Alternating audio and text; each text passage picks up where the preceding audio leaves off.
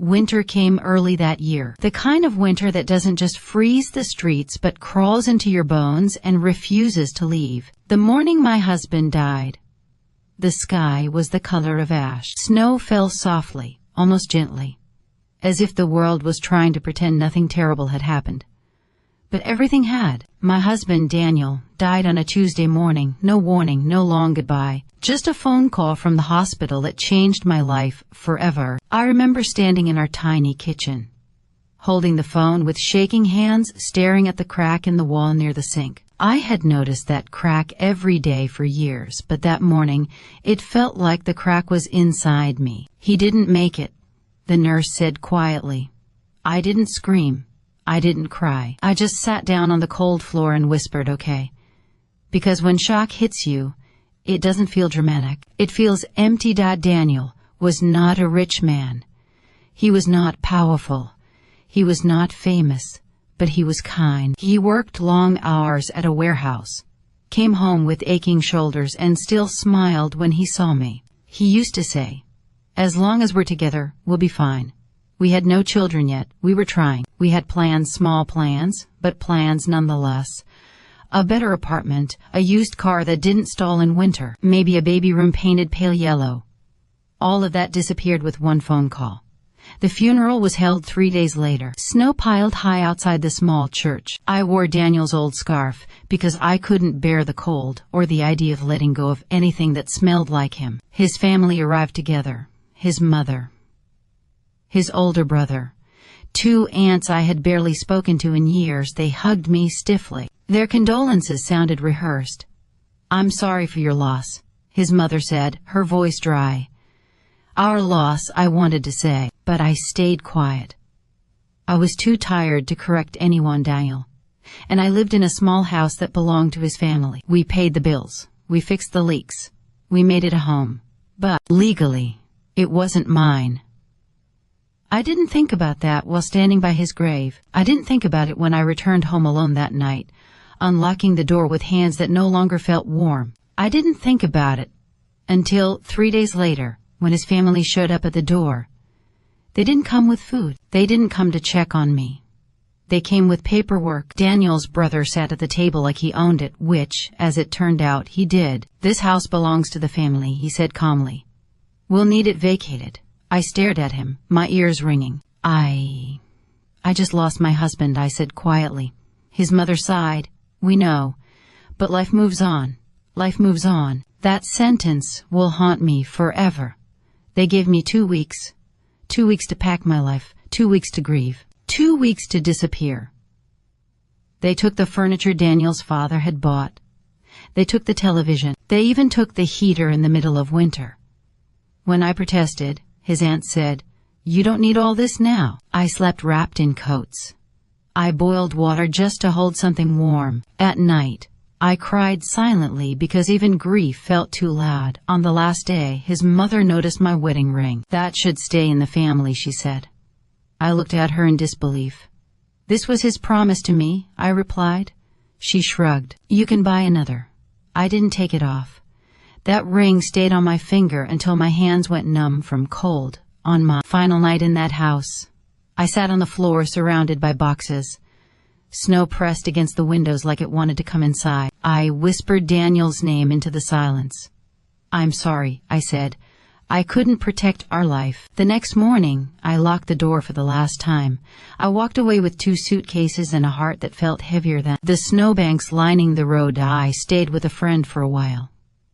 I found work cleaning offices at night. Every paycheck went to survival. I stopped dreaming. I stopped planning. Winter returned. This time I had my own small apartment, a heater that worked, a bed that belonged to me. I stood by the window watching snow fall just like the morning Daniel died.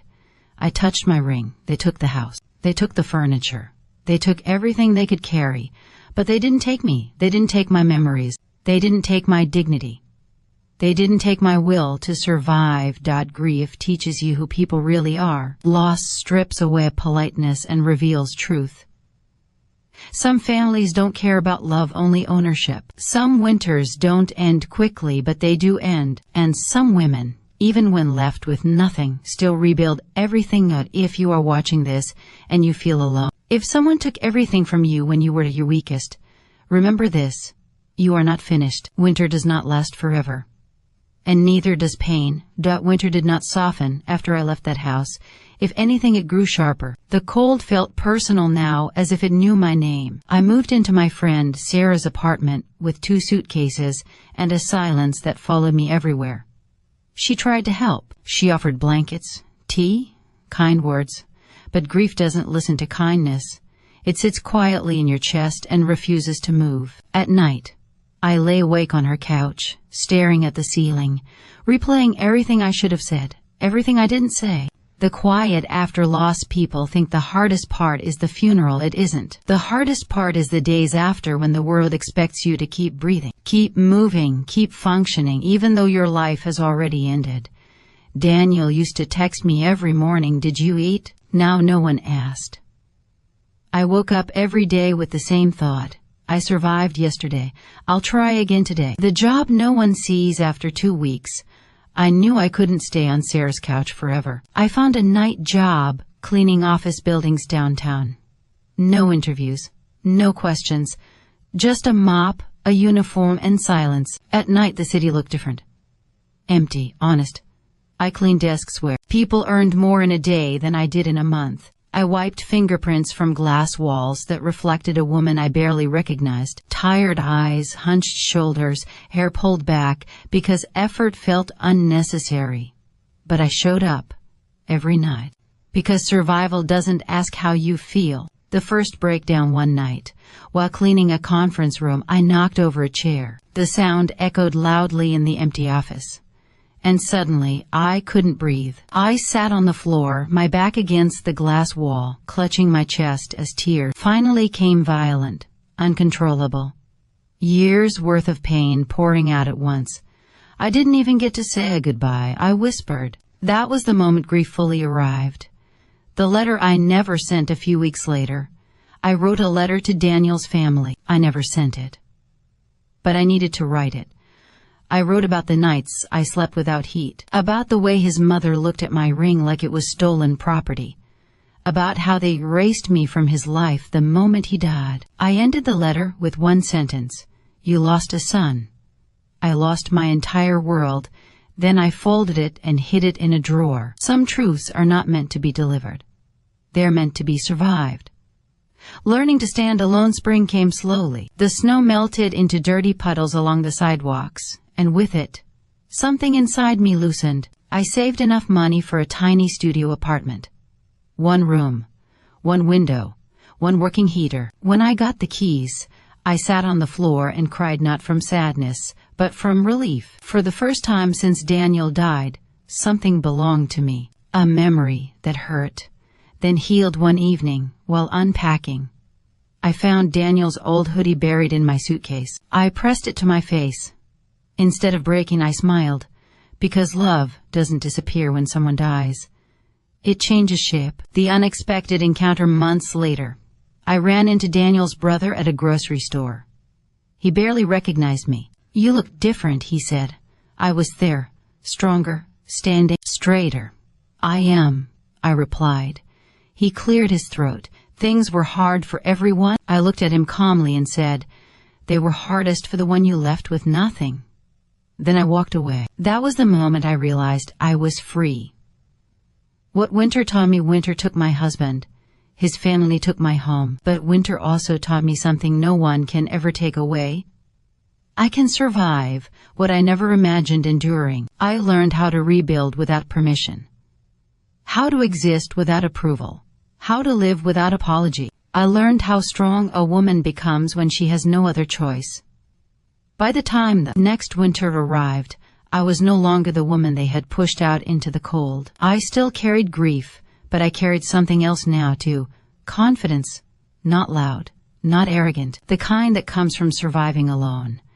A letter from the past. One cold evening, a letter appeared in my mailbox. No return address. I recognized the handwriting immediately.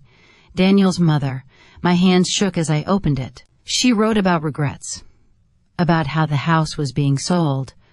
about how things had gone too far. There was no apology, only an invitation. We should talk. I folded the letter slowly and placed it on the table. The old me would have rushed to respond.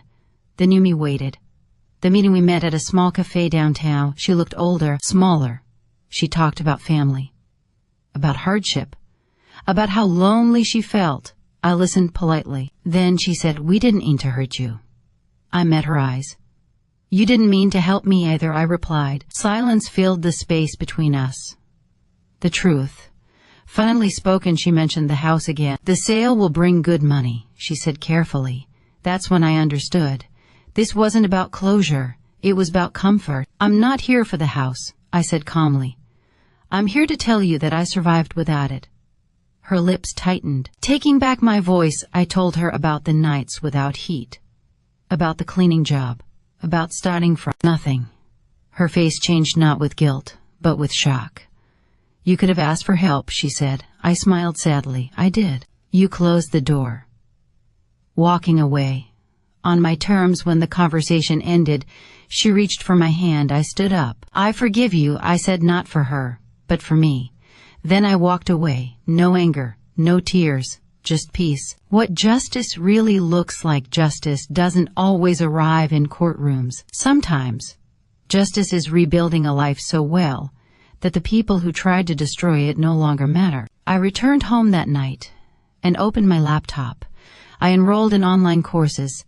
I updated my resume. I decided to aim higher than survival. The final shift months later, I left the cleaning job for a daytime position at a small company. It didn't pay much more, but it paid dignity. For the first time since Daniel died, my life moved forward instead of merely continuing.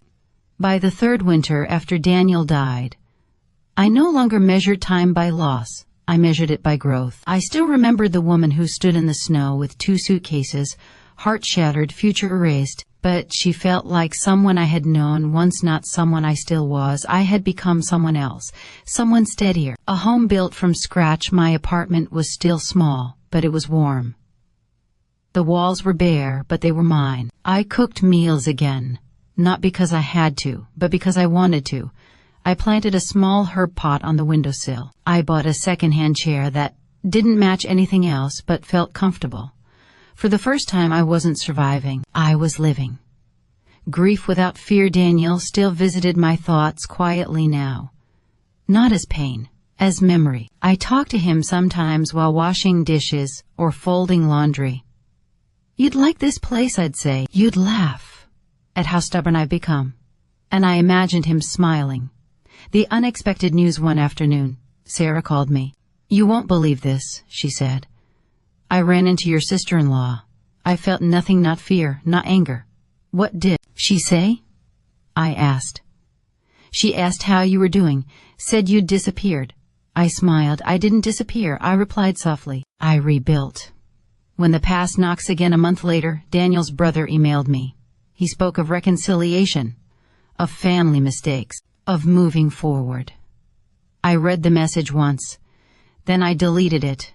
Not out of bitterness, out of clarity. Understanding my worth, there was a time when I believed I needed permission to belong. Marriage, family approval, a house with someone else's name on it. Now I understood something simple and powerful. I belong to myself. No one can evict a woman from her own life. The strength that came quietly, strength didn't arrive as anger. It arrived as routine, as consistency, as the courage to keep choosing myself every day. I paid my bills. I showed up to work. I laughed again, not loudly but genuinely. What I would tell the woman I was sometimes. I imagine speaking to the version of myself standing in that cold house years ago. I'd tell her, "You will not always be this broken. You will not always be this cold. They will not define your ending." I'd tell her to hold on, because something better is waiting. Winter still visits my life. Every year, when the air sharpens and the nights grow longer, memories return softly now, without the power to break me. I remember the man I loved. I remember the house I lost. I remember the silence that followed me into the cold. But I also remember something else. I remember surviving. There was a time when I believed losing everything meant losing myself. I believed that when they took the house, the warmth, the sense of belonging. They took my future with it. They didn't. They took what could be held. They took what could be locked away or sold.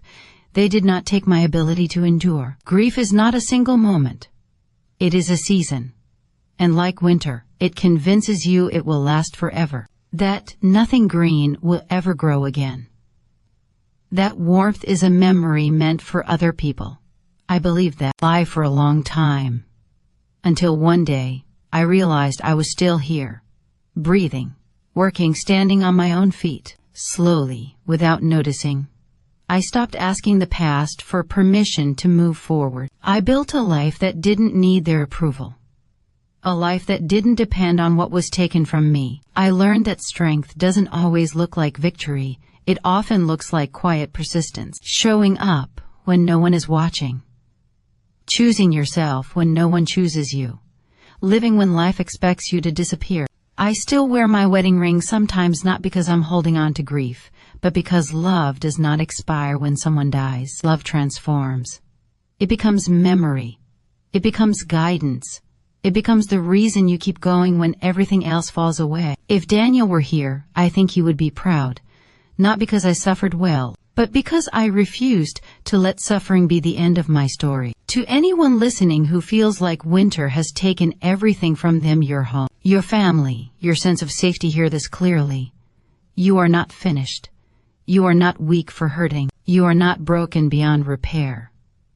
And you are not alone, even when it feels that way. Some endings arrive disguised as disasters. Some losses clear the space where a stronger life can grow. And sometimes the cold does not come to destroy you, but to teach you how powerful you already are. They thought winter would erase me. But winter only revealed what could not be taken. And that is how I survived.